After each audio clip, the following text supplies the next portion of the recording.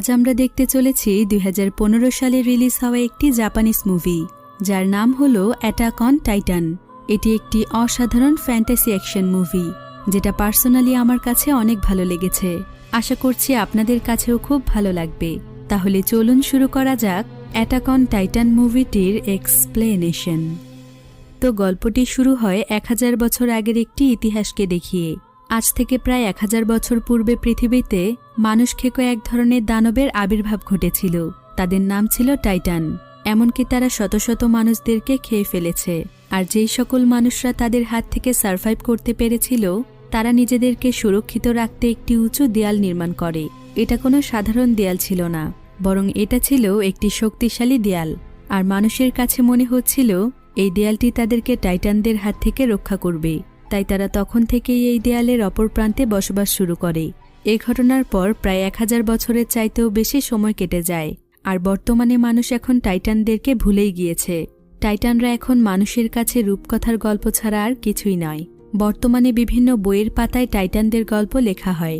এমনকি বাচ্চাদেরকে ভয় দেখানোর জন্য টাইটানদের গল্প শোনানো হয়। দেয়ালের একপাশে যেই সকল মানুষরা বসবাস করে তারা চাইলেও কখনো সেই দেয়ালটিকে পার হতে পারবে না, কারণ সরকার সেখানে কড়াভাবে নিষেধাজ্ঞা জারি করেছেন যাতে করে কোনো মানুষ সেই দেয়ালের আশেপাশে না যায়। এমনকি সেই দেয়ালটি সবসময় সীমান্তরক্ষী বাহিনীদের পাহারায় থাকে, তাই কোনো মানুষ চাইলেও সেখানে যেতে পারে না। টাইটানদের ভয়ে এখানকার মানুষ অনেক দুর্দশার মধ্য দিয়ে তাদের জীবনযাপন করত, কারণ পুরো পৃথিবী শুধুমাত্র একটি দেয়ালের মধ্যেই সীমাবদ্ধ ছিল। চাষাবাদ থেকে শুরু করে সবকিছুই এখানেই করতে হতো। আবার এই দেয়ালের মধ্যকার পৃথিবী 3টি সেক্টরে বিভক্ত ছিল, যার মধ্যে 3 নম্বর সেক্টরে শুধুমাত্র কৃষক এবং অন্যান্য শ্রমিকরা কাজ করত। 2 নম্বর সেক্টরটি ছিল ইন্ডাস্ট্রিয়াল, অর্থাৎ এখানে ফ্যাক্টরি এবং বিভিন্ন ধরনের শিল্প কারখানা ছিল। আর 1 নম্বর সেক্টরে উচ্চবিত্ত মানুষেরা বসবাস করত, যারা কিনা সেখানে থেকে পুরো শহরকে কন্ট্রোল করত। এখানকার এক সেক্টরের মানুষের অন্য সেক্টরে যাওয়ার কোনো অনুমতি নেই, কারণ সরকারের পক্ষ থেকে কঠোরভাবে নিষেধাজ্ঞা রয়েছে। পরের দৃশ্যে আমরা এরিন নামক একজন ছেলেকে দেখতে পাই, যে কিনা 3 নম্বর সেক্টরে বসবাস করত। এরিন ছিল অনেক বুদ্ধিমান একটি ছেলে। সে টাইটানদের ভয়ে কখনো 4 দেয়ালের মাঝে বন্দী থাকতে চাইত না, কারণ সে সব সময় অনেক বড় হতে চাইত, অর্থাৎ সে তার জীবনে অনেক সফল হতে চায়। আর এই দেয়ালের বাইরে গিয়ে সে পুরো পৃথিবীকে জয় করতে চায়। আর এটা তার স্বপ্ন ছিল। এরিন নিজের স্বপ্নটিকে তার বন্ধুদের সঙ্গে শেয়ার করে। আসলে সে কখনোই টাইটানদের উপর বিশ্বাস করত না, এমনকি সে টাইটানদেরকে রূপকথার গল্পই মনে করত। এরিনের বন্ধুর নাম ছিল জিসাং। সেও অনেক বুদ্ধিমান ছিল। জিসাং সবসময় নতুন নতুন জিনিস আবিষ্কার করতে চাইত, কিন্তু সে চাইলেও কিছু আবিষ্কার করতে পারবে না, কারণ এখানকার সরকার কোনো কিছু আবিষ্কারের উপরও নিষেধাজ্ঞা জারি করেছেন। এরিনের একটি মেয়ে বন্ধু আছে, তার নাম হলো মিকাসা। মিকাসা এবং এরিন একে অপরকে ভালোবাসত। এরিন সবসময় মিকাসাকে নিয়ে খুব সুন্দরভাবে জীবনযাপন করতে চাইত। একদিন জিসাং এরিনের সঙ্গে দেখা করতে যাচ্ছিল। হঠাৎ করে এই রাস্তাতে একজন অচেনা ব্যক্তির সঙ্গে তার ধাক্কা লাগে। জিসাং এই ব্যাপারটিকে খুব একটা খেয়াল করে না, বরং সে মিকাসাকে সঙ্গে নিয়ে এরিনের কাছে আসে। এরিন আসলে সবসময় একটি স্পেশাল জায়গাতে আসত, আর সে এই জায়গাতে আসতে পেরে নিজেকে অনেক সৌভাগ্যবান মনে করত, কারণ সে এখানে দাঁড়িয়ে অন্যান্য সেক্টরের সবকিছুই দেখতে পেত। হঠাৎ করে এরিন সিদ্ধান্ত নেয় আজকে যেভাবেই হোক সে সেই দেয়ালের অপর প্রান্তে যাবে। এ ব্যাপারে সে মিকাসা এবং জিসাংকেও রাজি করিয়ে ফেলে। এরপর তারা 3 জন মিলে সেই দেয়ালের উদ্দেশ্যে রওনা হয়। আর খুব অল্প সময়ের মধ্যেই তারা সেখানে পৌঁছে যায়। তারা তাদের জীবনে এই প্রথমবার সকল সৈনিকদের চোখ ফাঁকি দিয়ে দেয়ালটির খুব কাছে চলে আসে। ধীরে ধীরে তারা দেয়ালটির দিকে এগিয়ে যাচ্ছিল, কিন্তু তখনই একজন সৈনিক তাদেরকে ধরে ফেলে।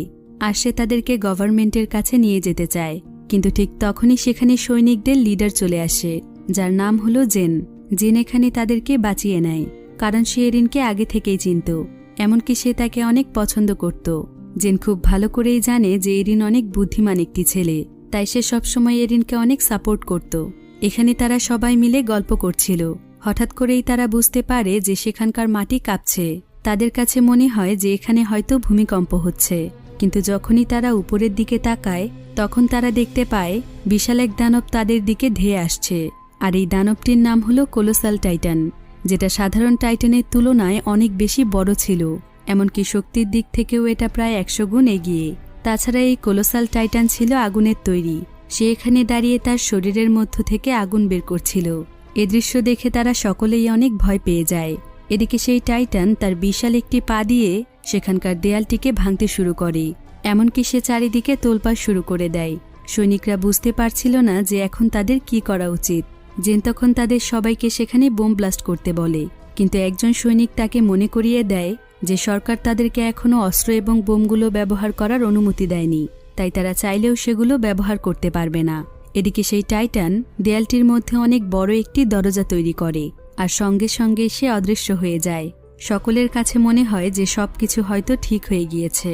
হঠাৎ করেই চারিদিক যেন নিস্তব্ধ হয়ে পড়ে, কিন্তু যখনই তারা সবাই সেই দেয়ালটির দিকে তাকায় তখন তারা দেখতে পায় দেয়ালটিতে তৈরি করা সেই দরজাটির মধ্য দিয়ে বিশাল আকৃতির টাইটানরা মানুষের দিকে ধেয়ে আসছে। এই সকল টাইটানরা দেখতে অনেকটা মানুষের মতোই ছিল, কিন্তু তারা মানুষের তুলনায় অনেক বড় আকৃতির। তারা এখানে মানুষদেরকে দেখে অদ্ভুতভাবে হাসছিল, কারণ তারা মানুষদেরকে তাদের খাবার মনে করছিল। এদিকে সৈনিকরা কোনো উপায় না পেয়ে সরকারের বাধা অমান্য করেই তাদের দিকে বোম মারতে শুরু করে, কারণ তারা নিশ্চুপ থাকলে এখানে কেউই বাঁচবে না। কিন্তু তারা সবাই দেখতে পায় বোম মারার পরেও তাদের কিছুই হচ্ছে না, কারণ তাদের শরীরের যেই অংশে বোম বিস্ফোরিত হচ্ছিল সেই অংশটি আবারও নতুন করে সৃষ্টি হচ্ছিল, অর্থাৎ তাদেরকে কখনোই এভাবে মারা যাবে না। দেখতে দেখতে সেই টাইটানরা মানুষের লোকালয়ের মধ্যে চলে আসে, আর তারা চারিদিক থেকে সকল মানুষকে ঘিরে ফেলে।